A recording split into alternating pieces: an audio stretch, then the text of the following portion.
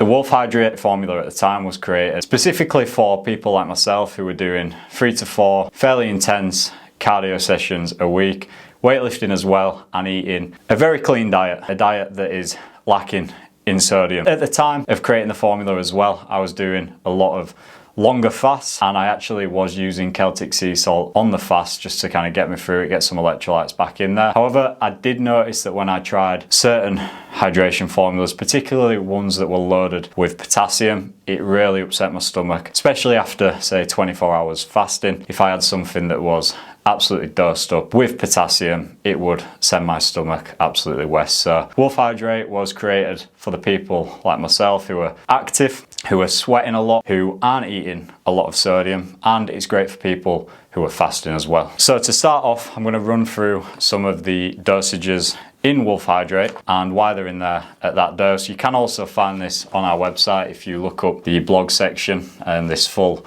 document is there on the website. So this formula was developed for athletes who are trying to replenish what they are losing during training or during competition, and that being sodium, magnesium and potassium. Most endurance athletes that we speak to in the shop and most endurance athletes that I follow online will all follow a similar protocol. They will get a sweat test done, they will kind of monitor how much they are expected to sweat in an hour's session, and then they will replace that. If they're going to be doing, say, a 3-4 hour session, they'll do the best to estimate what sodium, potassium, magnesium losses they're going to have, and they'll try to get that back in. Same goes for fluid. They will try to get at least 50% of the fluid that is expected to be lost back in during the race or during training. So we've got a few bits of evidence-backed sodium recommendations. One systematic review recommended 280 to 900 milligrams an hour. Obviously that is a very wide range, and that's because people sweat out sodium at different rates. You can be a heavy salt sweater, or you might be someone who doesn't sweat out much sodium when they are sweating. So we've got Ultra Endurance Sports in 2022 recommended that sodium intake should ideally be equal to the sodium concentration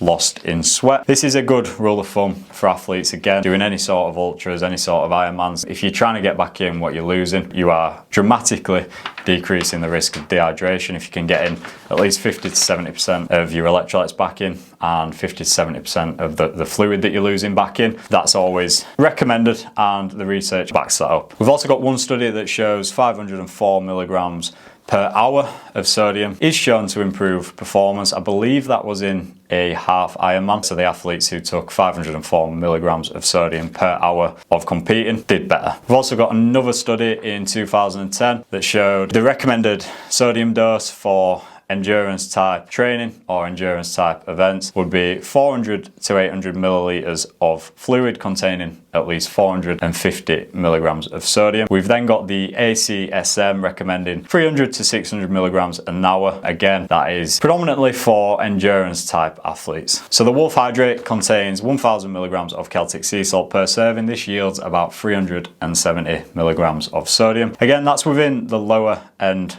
of the research-backed range. This allows athletes to safely scale up with additional servings based on session length. So obviously if you are going to be training for longer than an hour, maybe some days you've got a 2-hour run, an hour swimming, or maybe some days you're training for 4-5 hours. Obviously this is extreme cases, but you would be able to bump the dosage up safely. You'd be able to have 3, 4, 5, 6 scoops if you really wanted to. We've got hot weather, so obviously you can dose up more during hotter times, or if you live in a hotter climate and you're expected to sweat more. We've got individual sweat rate, so if you are someone who takes endurance training very seriously, obviously you can go get a sweat test, you can see what you're expected to sweat out, and then if you are a heavy salt sweater, or if you are sweating out electrolytes at a faster rate than what is typically seen, you can bump this formula up very safely. And we've got salty sweaters, again, that plays into the individual sweat rate. If you are someone who is a very salty sweater, you can bump that dosage up. If you're someone who is not a very salty sweater, obviously 1 scoop is probably going to be fine per hour of exercise. So then we move on to potassium, sodium's silent partner. While sodium often gets the spotlight, potassium plays a key supporting role, helping to regulate nerve signals, muscle contractions and cellular hydration. However, potassium must be balanced carefully, as excessive intake can hinder performance and pose health risks, which is one of the main reasons we didn't load the potassium up to levels which we honestly think would make this formula silly. It'd make it make no sense. In my opinion, if we had like 2000 milligrams of potassium in this formula, it wouldn't make any sense, and here's why. So again, potassium loss during endurance exercise. Here's what we have in the research, and here is roughly probably what you're going to be sweating out per hour of exercise. So we've got 150 to 300 milligrams per hour based on sweat rate and intensity. That was shown in a study in 2016 on trained endurance athletes. So you're looking at 150 to 300 milligrams of potassium loss per hour of exercise. Then we've got some endurance guides recommending 150 to 300 milligrams an hour. If you have a look online, that is kind of the dosage you'll often see recommended for endurance athletes, and that again plays into the 2016 study that was done on trained endurance athletes. There isn't that much more research on potassium losses through sweat. There is a little bit more research on sodium, and there's even less research on magnesium. However, Wolf Hydrate provides 200 milligrams of potassium per serving. Again, this aligns well with hourly losses. It fits right between that 150 and 300 range and supports optimal sodium potassium balance during extended efforts. So here's why more potassium isn't always better, and here's why we only went with 200 milligrams in the Wolf Hydrate formula. So too much potassium can disrupt the sodium potassium pump function. This is critical for nerve and muscle activity. Too much potassium is also a diuretic, which could lead to dehydration. It could actually have the opposite intended effect as to why you are taking it. So too much potassium can also irritate your GI tract. This can be an absolute nightmare if you are competing in an endurance event. Obviously, you're trying to beat your best ever time. The last thing you need is to be rushing to the toilet. And we see this a lot with specific hydration formulas. I'd never recommend them to people who are going to be out, say, running for more than 2 hours, because they do stimulate your GI tract and you do need to go to the toilet after taking them. Too much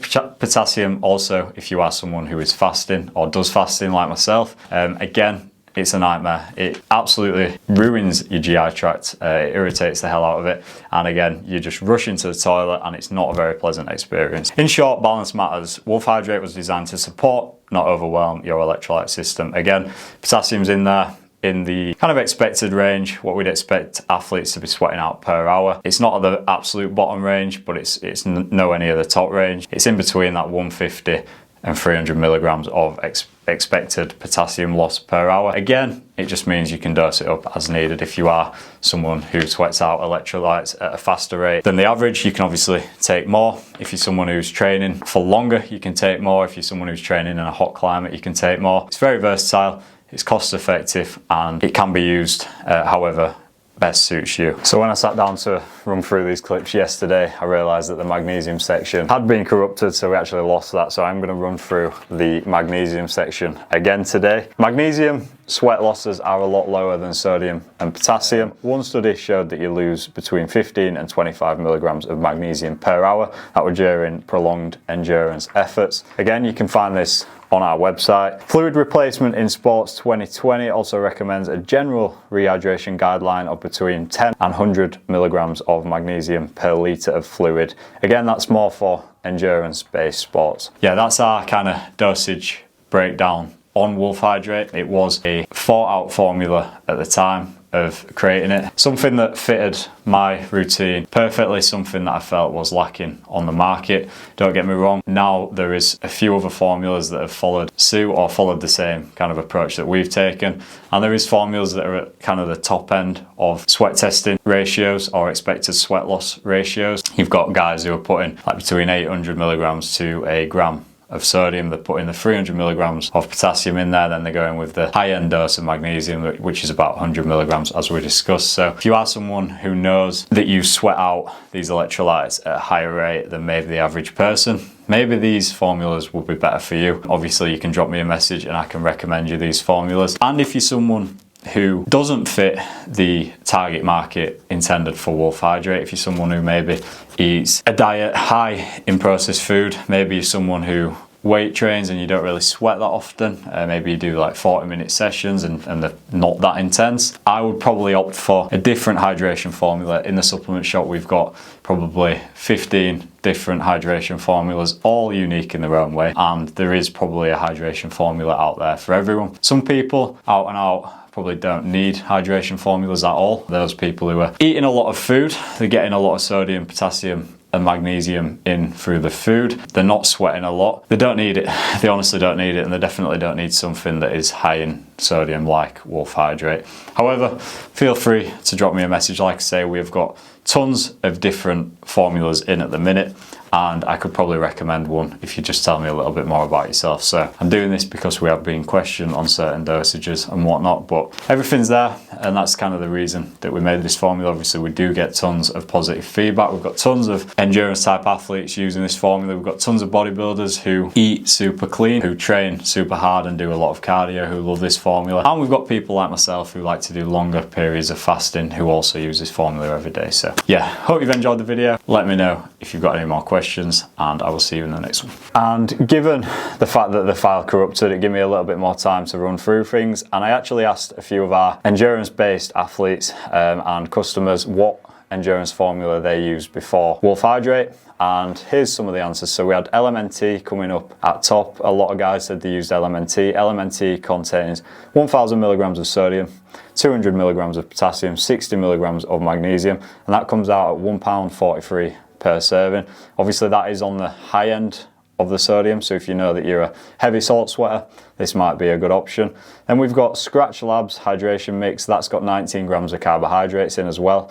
Carbohydrates are a good idea if you are going to be doing long distance events. However, obviously we didn't put it in Wolf Hydrate because we wanted a formula that people could use when fasting. Scratch Labs, so it has 19 grams of carbohydrates, 400 milligrams of sodium, 50 milligrams of potassium, 50 milligrams of magnesium, 50 milligrams of calcium. That comes out at £1.40 per serving. So again, very expensive formula. And we've got Non-Sports hydration tabs. They have 4 grams of carbohydrates, 300 milligrams of sodium, 150 milligrams of potassium, 25 milligrams of magnesium, 13 milligrams of calcium. These are slightly cheaper at 68p per serving.